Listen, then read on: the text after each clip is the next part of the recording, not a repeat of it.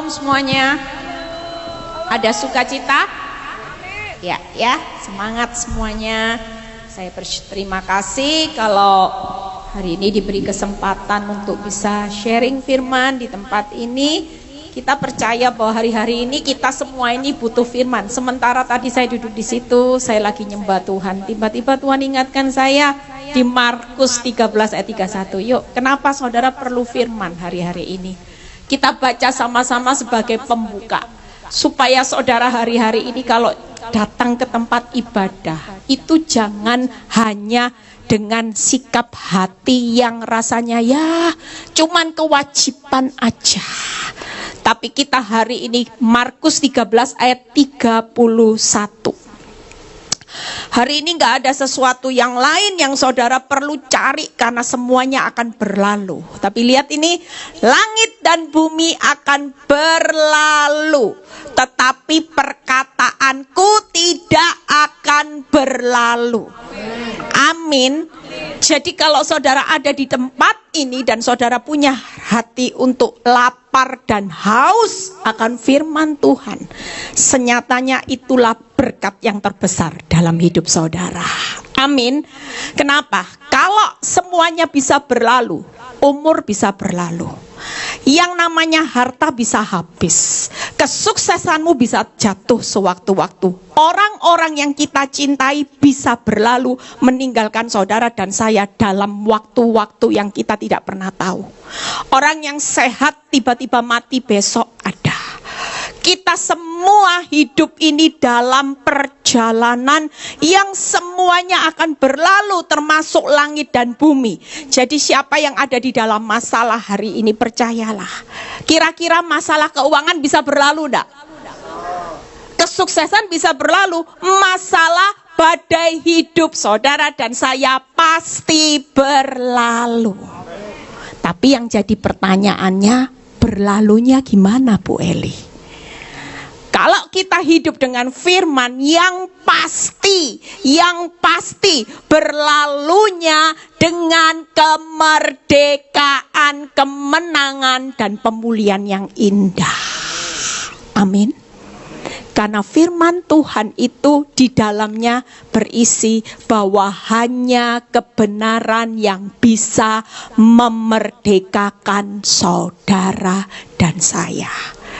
Jadi hari ini kalau di masa sukar, saudara jangan cari tip investasi yang membuat saudara makin diperkaya. Itu hanya satu bonus. Tapi waktu saudara mempercayai firman Tuhan, jangan main-main. Firman Tuhan kelihatannya hanya tulisan yang berisi satu kata-kata, rema, kekuatan yang membangkitkan saudara. Isinya jangan takut, jangan khawatir, dan banyak janji-janji Tuhan. Tapi kekuatan firman itu dahsyat. Firman bisa memerdekakan saudara. Firman tidak akan berlalu. Bahkan firman itu Allah sendiri. Jadi kalau kita hari ini hidup kaya dengan firman, percayalah saudara akan diperkaya dalam segala aspek kehidupanmu. Amin.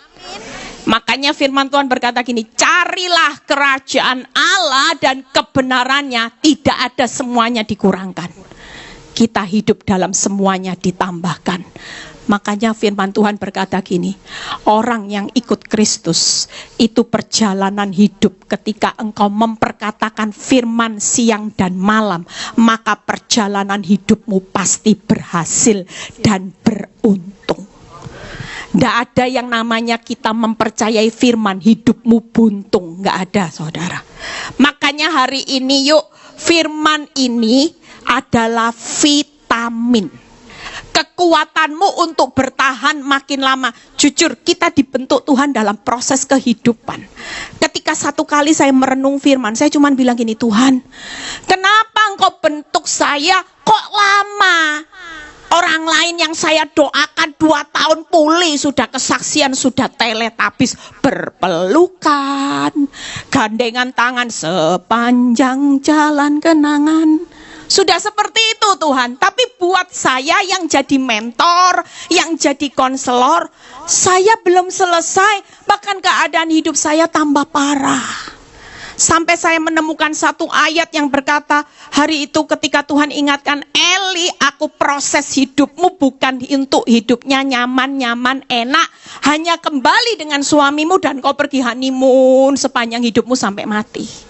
Tapi aku proses hidupmu karena tujuanku supaya engkau terbang tinggi seperti Raja Wali. Engkau berjalan makin kuat di atas badai hidupmu dan hidupmu bisa menjadi berkat buat banyak orang.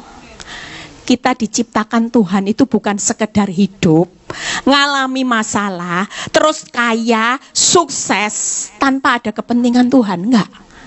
Justru yang saya lihat ada banyak orang yang di tengah masalah yang hancur-hancuran, hidupnya hari ini dipakai Tuhan secara luar biasa.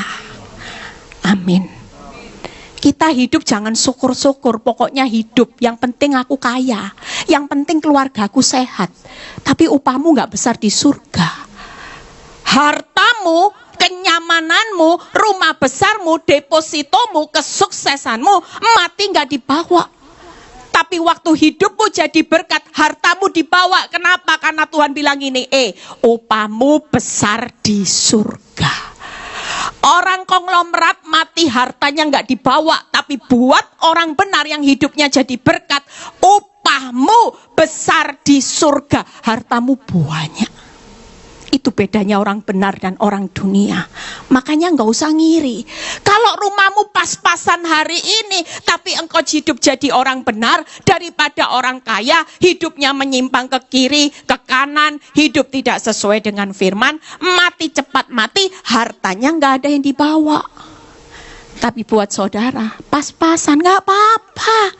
Dalam badai Bu Eli, enggak masalah. Kalau hidupmu tiap hari nabur firman dan kau hidup jadi berkat, Tuhan bilang gini, nak, mati hartamu banyak. Amin.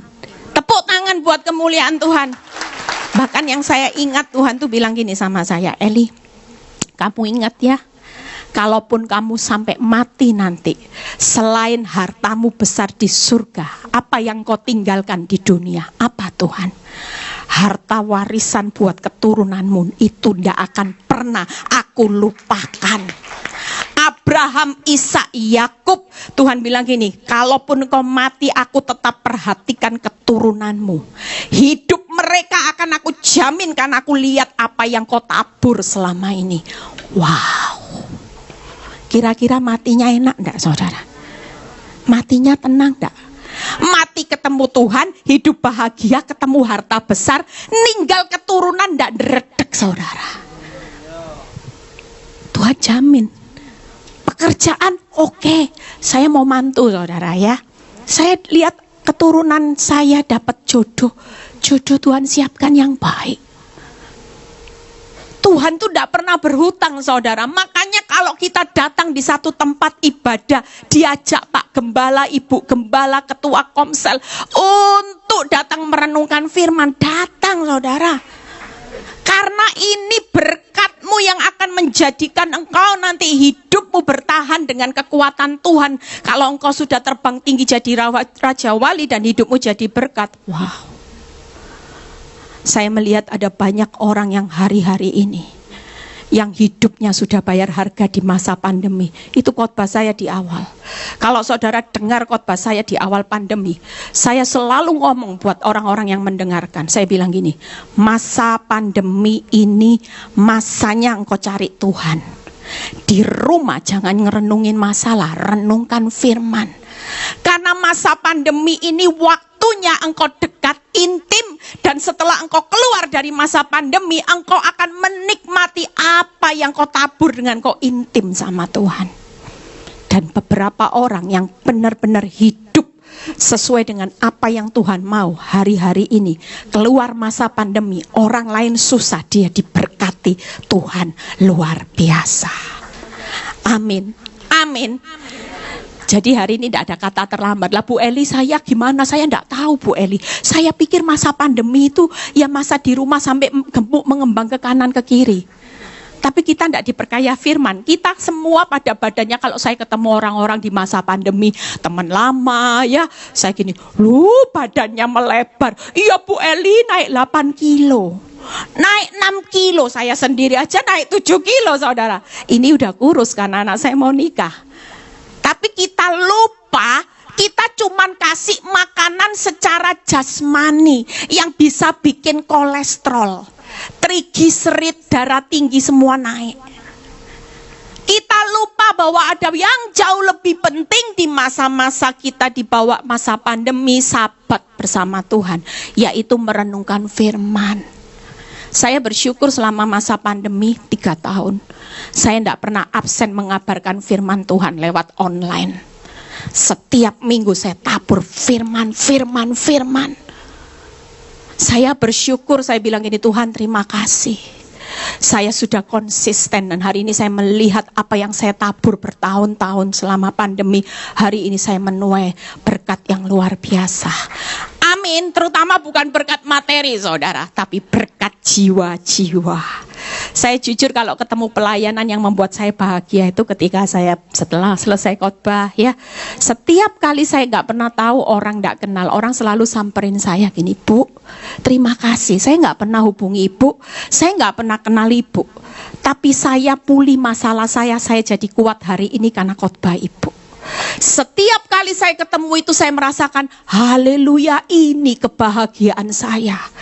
Bukan karena apa, tapi karena saya tahu bahwa saya sedang mengirim banyak jiwa-jiwa untuk menikmati harta yang terbesar di surga dan menikmati kebahagiaan selamanya. Amin. Yuk kita buka ya. Saudara jangan tegang, rileks ya. Kita percaya bahwa firman Tuhan yang saudara pulang nanti akan menjadi berkat. Yuk kita baca dulu di Yesaya 26. Saya kasih tip, Bu Eli gimana kuat di hadapan Tuhan hari-hari ini. Masalah Bu Eli tambah lama tambah berat. Jujur, kalau saudara hari ini tip yang paling sederhana dengan masalah yang makin bertambah berat, hanya dengan firman Tuhan segala kekuatan masalah itu akan hancur. Tapi masalahnya kita hari ini nggak punya kuat firman. Iblis ngerti firman, saudara sementara nggak punya penangkal firman. Iblis datang dengan fakta itu cuman racun, tapi Tuhan selalu datang dengan janjinya. Walaupun belum terlihat, nggak masalah. Makanya orang lebih gampang mempercayai iblis daripada mempercayai Tuhan. Kenapa? Karena iblis bawa nyatanya. Ini loh keuanganmu, tokomu sepi. Ini loh mana kamu setia suamimu tambah parah, bocai. Sudah percuma Tuhan-Tuhanan, lebih baik ciptakan cara hidup sendiri. Hidup cuman sekali. Nggak usah ikut Kristus itu terlalu fanatik. Yang penting minggu beribadah ya sudah, makan, minum, berdoa, tidur berdoa ya sudah. Tapi untuk jalan hidup kamu bisa pilih sendiri. Tapi kita mau baca hari ini yuk. Yesaya 26 ayat 3 sampai 4. 3 sampai 4. Yang hatinya teguh kau jagai dengan damai sejahtera. Sebab kepadamulah ia percaya. Jadi hari ini yuk lihat ayat keempatnya. Percayalah kepada Tuhan selama-lamanya, sebab Tuhan Allah adalah gunung batu yang kekal. Yang selama-lamanya yang kekal itu masalah saudara atau Tuhan? Yang selama-lamanya batu yang kekal itu masalahmu atau Tuhan sebagai gunung batu? Jujur, ada banyak orang depresi bukan karena kehidupannya mengikut Kristus. Tuhan, aku belum bisa apa-apa buat Tuhan. Tuhan, aku belum berbuat banyak. Tuhan, aku masih hidup dalam dosa. Enggak. Banyak orang yang hari ini sampai bunuh diri, depresi, itu hanya karena melihat masalah. Jarang orang mati buat Tuhan, tapi orang banyak mati bunuh diri hanya karena hutang. Suami selingkuh, bunuh diri. Hutang banyak, lompat dari apartemen lantai berapa. Tapi kita lihat di ayat 3-nya. Kalau firman Tuhan berkata yang hatinya teguh, berarti Tuhan bilang gini, nak, hari-hari ini yang aku tuntut, tenang aja di tengah masalah, damai aja di tengah masalah, ndak usah panik.com. Justru ubah menjadi tenang.com dan percaya. Sebab kepadamulah ia percaya. Percaya kepada siapa? Kepada Tuhan yang selama-lamanya sebagai gunung batu yang kekal. Jadi kalau kita mau kuat di hadapan Tuhan hari ini, tenang, percaya, terletak kekuatanmu. Waktu makin tenang, makanya ibu-ibu yang sudah konseling sama saya pasti tahu tipnya. Saya bilang gini, Bu, kamu kepingin menang atas pelakor, gimana caranya Bu Eli? Tak ajarin. Ini tip yang sederhana, tapi itu berhasil semua. Saudara tahu, saya bilang gini, Bu, selama ini yang dibuat bonyok sama pelakor itu siapa? Saya dibuat bonyok, Bu, sama pelakor, sama wanita tobat. Kurang ajar, Bu. Kenapa ibu mau dibuat bonyok? Saya ini sudah ngandalkan, Bu. Saya sudah diteror, diapain. Saya bales, malah saya yang bonyok, Bu. Saya pernah labrak yang namanya pelakor, Bu Eli. Ternyata suami saya kurang ajar, Bu. Saya siram itu dengan air, malah saya disiram balik, Bu. Kurang ajar. Saya bilang, mulai hari ini bertobat, Ibu. Gimana?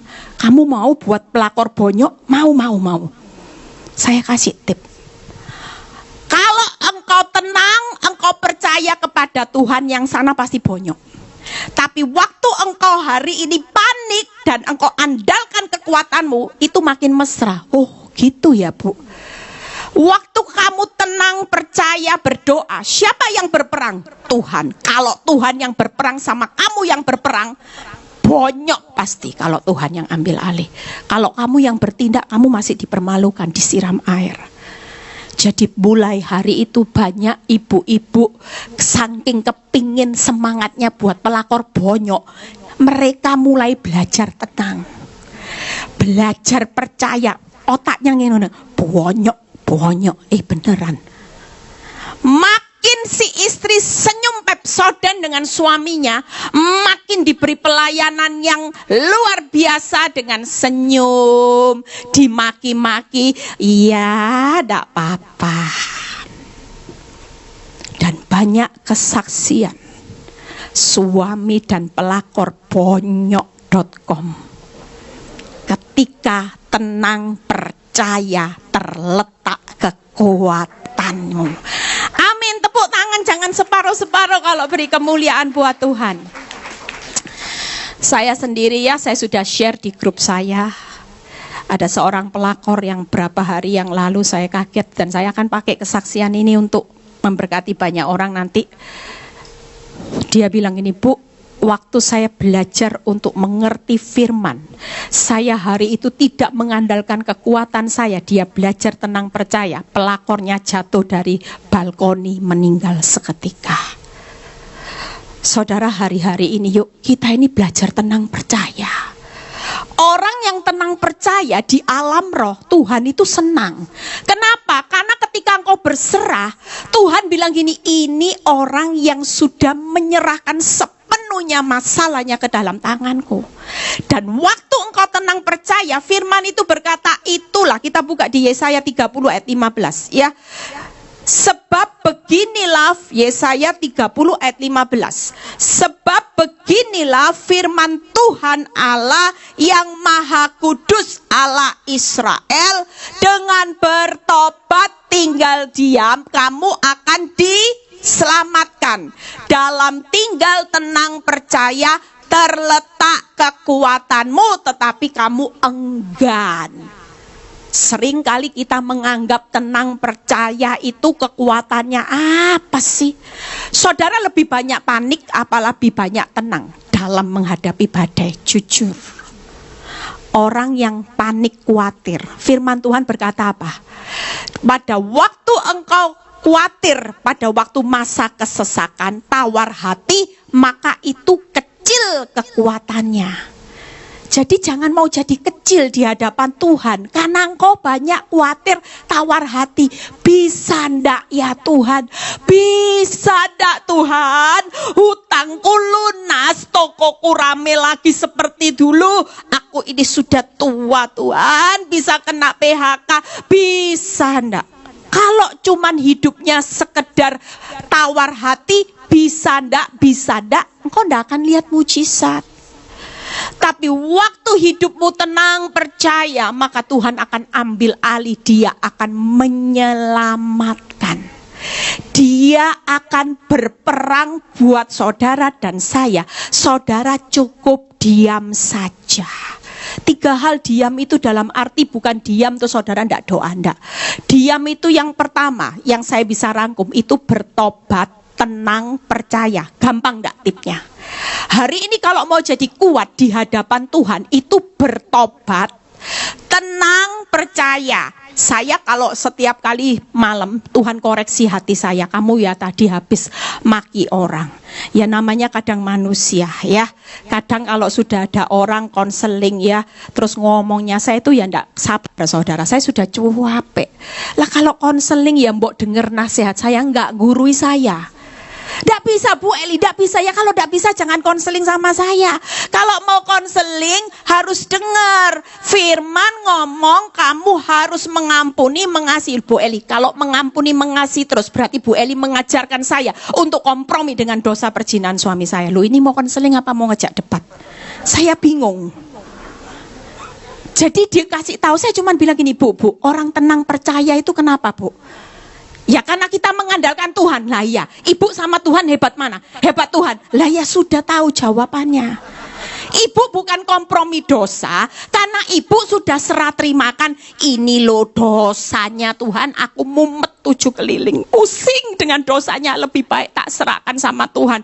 Dan kalau ibu menyerahkan sama Tuhan, Tuhan bilang gini, serahkanlah hidupmu kepadaku, maka aku yang akan bertindak. Ya sudah, serahkan hidup suami, dosa suamimu ke dalam tangan Tuhan, biar Tuhan yang hajar nanti. Amin. Setelah itu saya cuman bilang gini, ya Tuhan, saya tadi sempat marah. Waktu sudah Tuhan tegur saya, gimana caranya? Ya saya bertobat. Ya Tuhan, saya mau lagi lebih sabar. Itu yang Tuhan mau setiap hari. Coba setiap hari lakukan. Bertobat, tenang, percaya.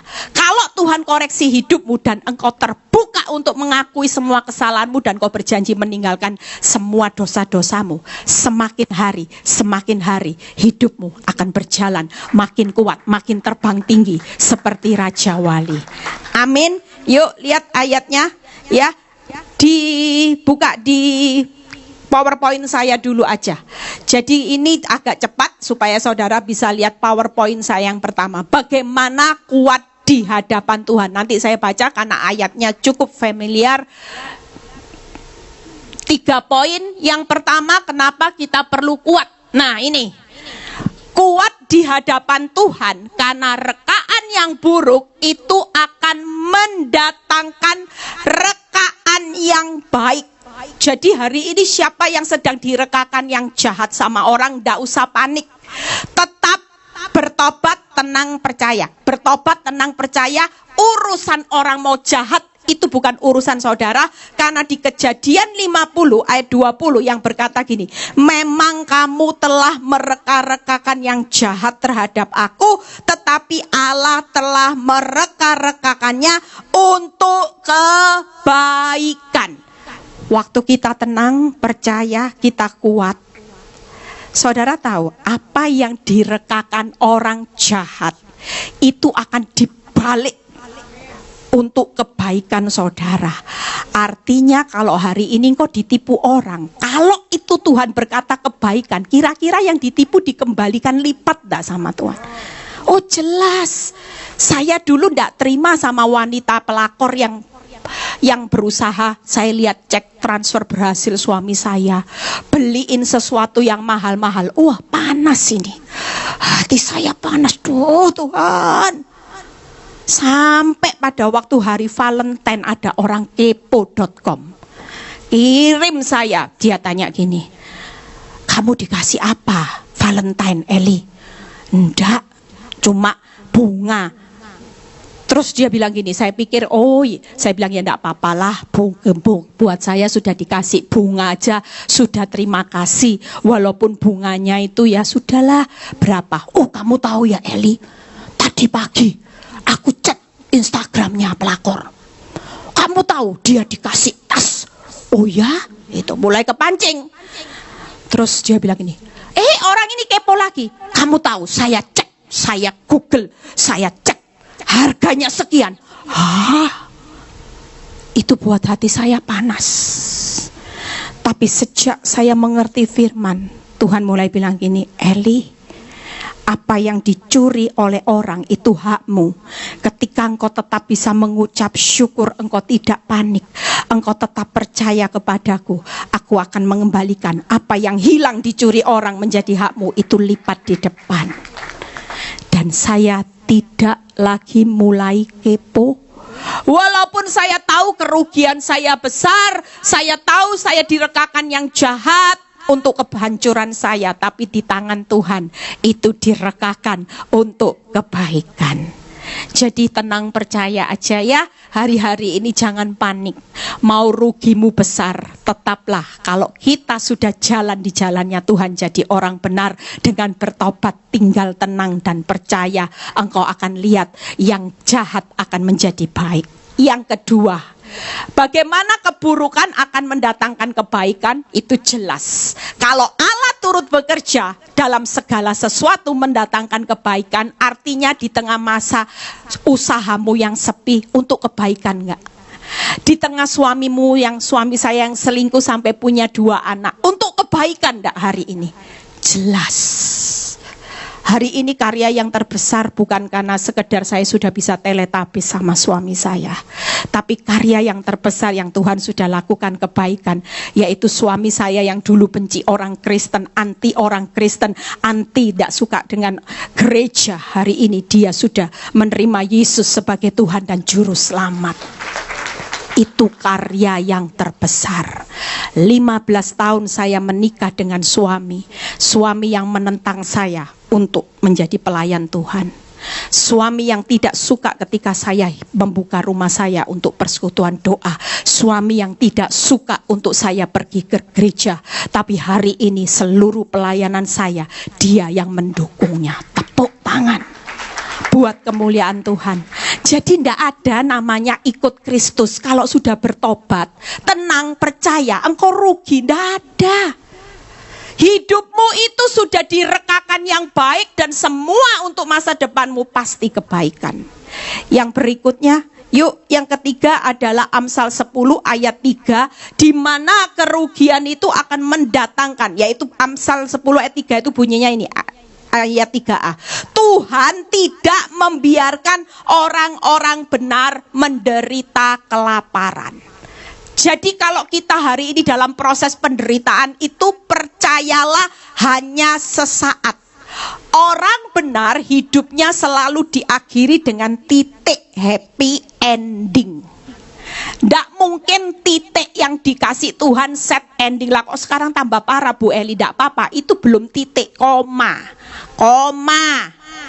Suamiku tambah parah Bu Eli, koma. Suamiku tambah tidak pulang rumah Bu Eli, koma. Suamiku menghabiskan uang Bu Eli, koma. Lah kapan titiknya? Waktunya Tuhan.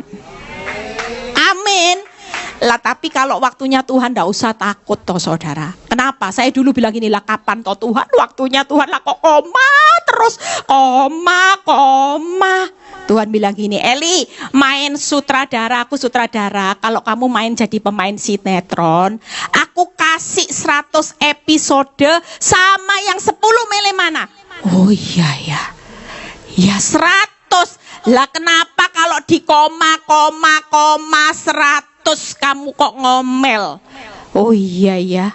Yang 100 episode sama 10 upahnya kali 100 kali 10. Nggak usah banyak protes. Oh iya, bener. Jujur, kita ini hanya jadi alat peraganya Tuhan loh di dunia. Dia sutradara, suka-sukanya. Mau dibuat koma, ndak selesai-selesai ya suka-suka dia. Dia yang punya kehidupan. Lah kita kan cuman alat peraga, pemain sinetron, bukan sutradara. Makanya jangan datang sama Tuhan nuntut cepet-cepet titik. Ndak bisa. Titiknya tetap dipegang sama Tuhan. Tapi kalau sudah titik, segala sesuatu indah pada waktunya. Wow, kita ini cuman takut. Saya itu enggak takut saudara. Sampai orang bilang gini, kamu ini ya kecil-kecil cabai rawit, kamu ngadepi orang sudah kayak dewa. Oh, saya enggak takut. Saya ngerti firman kok. Yang pasti ini enggak akan berlalu. Suami saya selingkuh pasti berlalu, ada expirednya saudara. Tapi firman ini enggak akan berlalu. Ini yang perlu saya pegang teguh.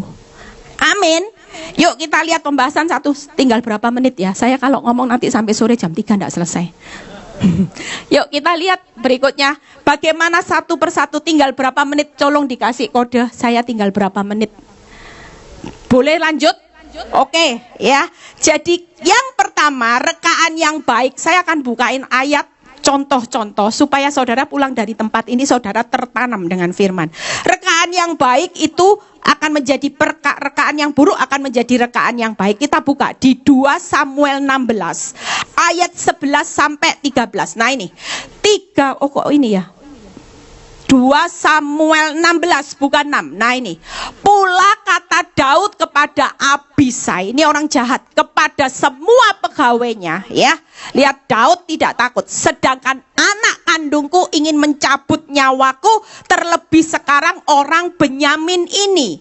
Waktu Daud dirancangkan yang jahat sama Abisai. Ini loh kata-katanya Daud yang luar biasa, yang perlu digarisbawahi. Biarkanlah. Jadi tidak usah bingung sama orang jahat. Mau rekaan jahatnya dia sudah diampuni, jahat terus sama saudara, fitnah terus. Biarkanlah dia, dan biarlah mau kutuk, mau jahat, mau fitnah, biarkan. Sebab Tuhan yang telah berfirman kepadanya demikian. Lihat berikutnya, ayat yang ke-12. Mungkin Tuhan akan memperhatikan kesengsaraanku ini, dan Tuhan membalas apa saudara? Yang baik kepadaku sebagai ganti kutuk orang itu pada hari ini. Jadi apa yang dibalas Tuhan dengan fitnah, dengan ludah, dengan sakit hati perbuatannya, itu selalu digantikan dengan yang baik. Berikutnya 13. Demikianlah Daud melanjutkan perjalanannya dengan orang-orangnya, sedang Simei berjalan terus. Hari ini mungkin kau sudah jadi orang baik, ngampuni. Musuh ya berjalan terus. Musuh terus nyakiti hidupmu. Wanita tobat pelakor ini terus ada, terus mencoba hidupmu. Tenang aja ibu-ibu ya. Lihat apa yang dikatakan, sambil berjalan ia mengutuk, melemparinya dengan batu dan menimbulkan debu. Kita buka PowerPoint-nya dulu. Bagaimana kalau hari ini direkakan yang jahat, saudara tetap bertobat, tenang, percaya, jangan sakit hati. Orang sakit hati tidak akan lihat kuasa Tuhan nanti ya. Tapi kalau saudara bertobat, Tuhan dulu saya sakit hati sama pelakor, sekarang tak ampuni. Dulu kalau saya doa buat pelakor, cepet mati, cepet kena kanker. Tapi sekarang aku mau bertobat, aku memberkati pelakor supaya dia diberi jodoh, pekerjaan yang baik. Sakit Bu Eli, kok enak gitu ya. Nggak apa-apa. Makin bertobat, makin tenang, percaya. Ya, lihat 3 hal ini saudara. Nanti Tuhan hari ini memperhatikan kesengsaraan ibu-ibu yang nangis. Tuhan, jangan ambil pelakor. Berkati dia dengan berkat-Mu, suamiku juga Tuhan. Enggak apa-apa. Orang yang fitnah saudara, dulu saudara doain bangkrut, sekarang enggak. Dulu mertuamu cerewet, doain stroke, kena penyakit supaya cepat mati. Jangan ya. Mulai hari ini percaya, karena Tuhan itu memperhatikan kesengsaraan saudara. Waktu saudara dihina, disakiti, Tuhan lihat enggak? Oh lihat. Makanya responmu jangan salah. Tenang aja. Nanti kalau tenang, siapa yang bergerak membalas? Tuhan. Saudara terima yang baik, pelakor itu tadi jatuh dari balkoni, mati. Lah kita kan tidak tahu pembalasannya Tuhan. Tapi jangan loh ibu-ibu ya. Saya cuman hari ini saya bisa memotivasi ibu-ibu itu lucu. Kalau sudah ada targetnya, ibu-ibu itu punya semangat. Terutama kalau dibilang pelakor bonyok, oh cepet ibu-ibu. Semangat dia, makin tenang, makin percaya. Tapi otaknya biar cepet bonyok. Itu, tapi tidak apa-apa. Selama-lama mereka akan tahu. Saya cuma bilang ini, Bu, hati-hati loh Bu, bukan hanya tenang percaya loh, bertobat loh. Hatimu jangan busuk. Kalau ini tidak bertobat, tenang percaya, ini juga tidak jalan. 3 ini harus jadi satu kesatuan, saudara. Amin. Yang ketiga, Tuhan akan memberi upah. Upahnya apa? Saudara lihat ya, saya bukain ayatnya di 1 Raja-Raja 2 ayat 45 ayat 46. Ini upahnya orang jahat, lihat ya.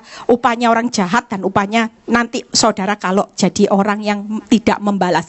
Tetapi diberkatilah kiranya Raja Salomo dan kokohlah tahta Daud di hadapan Tuhan. Lihat ya, Daud sampai keturunannya diberkati Tuhan sampai selama-lamanya. Berikutnya ayat 46, ngerinya.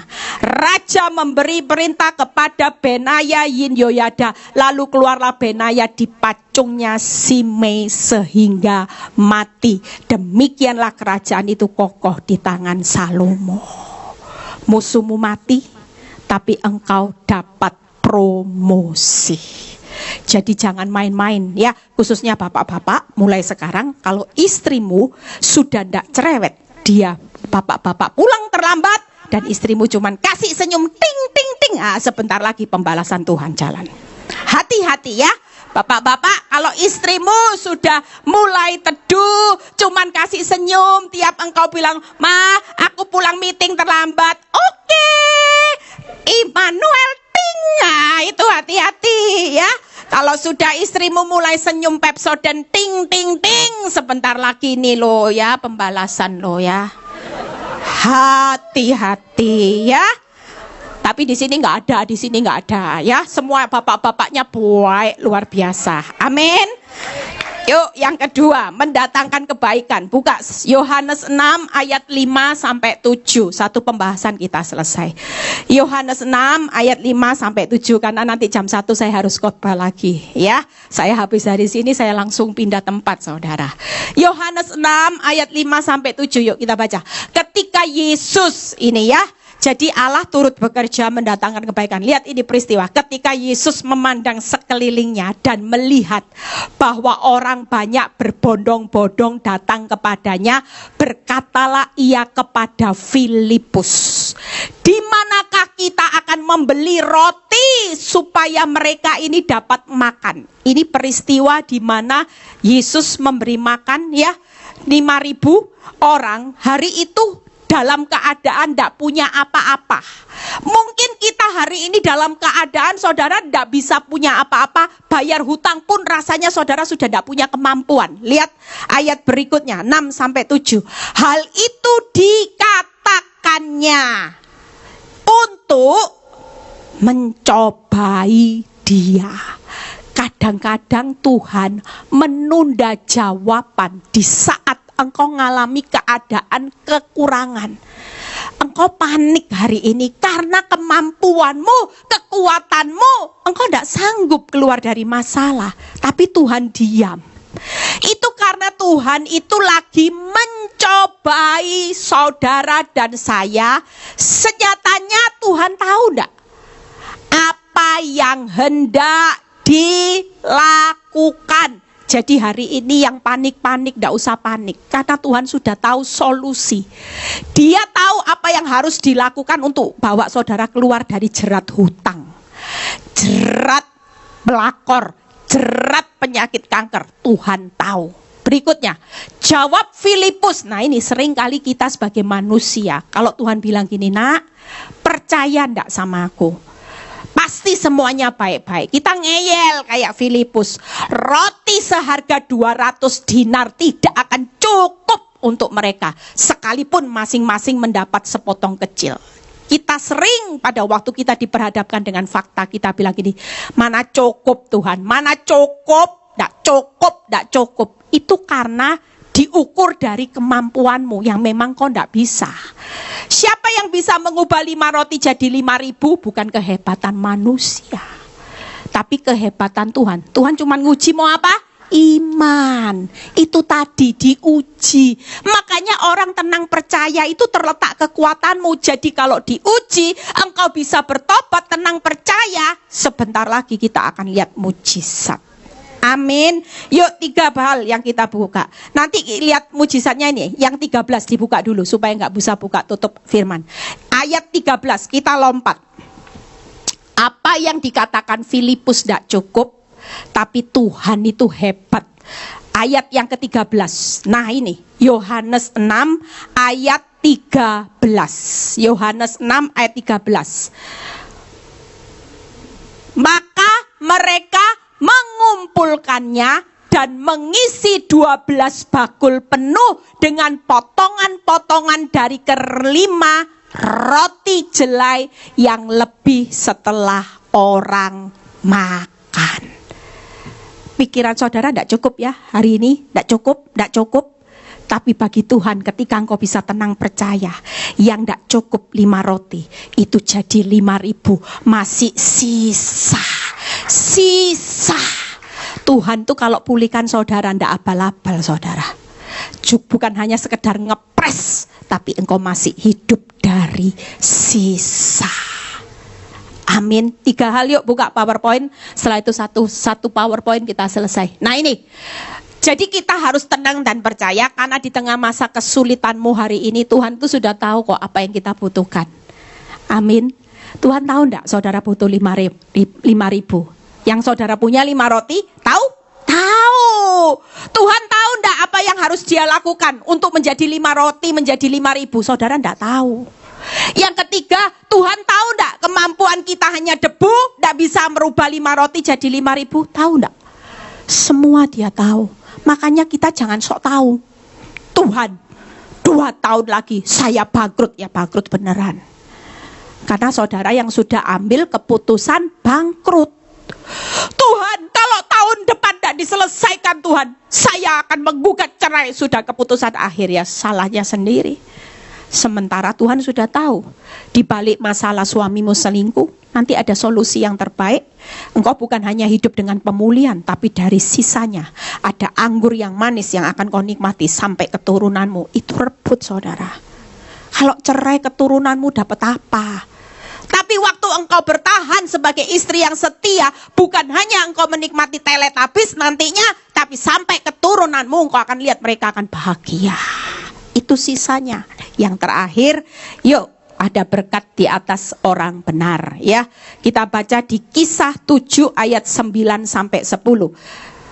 Karena iri hati bapak leluhur kita menjual Yusuf ke tanah Mesir, tetapi Allah menyertai dia. Mungkin masa lalu saudara ada yang bangkrut, ada yang rugi, ada yang disakiti, suami hilang, rumah tangga dan sebagainya. Tapi percayalah orang benar itu selalu disertai oleh Tuhan. Berikutnya, dan melepaskannya dari segala. Tidak ada penindasan yang tidak akan berlalu ketika kita jadi orang benar, maka segala penindasan akan berlalu dan menganugerahkan kepadanya kasih karunia dan hikmat. Ketika ia menghadap Raja Firaun mengangkatnya menjadi kuasa atas tanah Mesir. Pemain musik boleh segera naik. Yuk, 3 hal, buka PowerPoint saya. Yang pertama, kalau ada berkat di atas kepala orang benar, karena Tuhan itu pasti menyertai. Waktu bertobat tenang percaya, Tuhan menyertai, melepaskan saudara dari segala penindasan. Tuhan menganugerahkan kasih, karunia dan hikmat, dan Tuhan akan mengangkat saudara dan saya. Berikutnya PowerPoint 1 terakhir, enggak usah dibuka ayatnya, berkat atas orang benar ini loh kalau saudara baca. Wow. Anak cucu diberkati, harta kekayaan ada dalam rumahnya, terbit terang bagi orang benar. Ini pulang dibawa saudara, ya. Bawa pesan firman Tuhan siang ini, pulang nanti saudara bawa, saudara akan nikmat. Yuk bangkit berdiri. Kita percaya bahwa hari ini tidak ada masa yang sulit buat Tuhan. Yang sulit itu karena pikiran saudara sendiri. Saudara hari ini dengan panik, khawatir, itu tidak akan buka solusi saudara. Tapi waktu bertobat, tenang dan percaya, saudara akan lihat bagaimana Tuhan akan membuka satu pintu, itu akan membuka banyak pintu di depan. Kalau kita mau lihat banyak pintunya Tuhan terbuka di tahun-tahun ini, mulai belajarlah untuk bertobat, tenang dan percaya.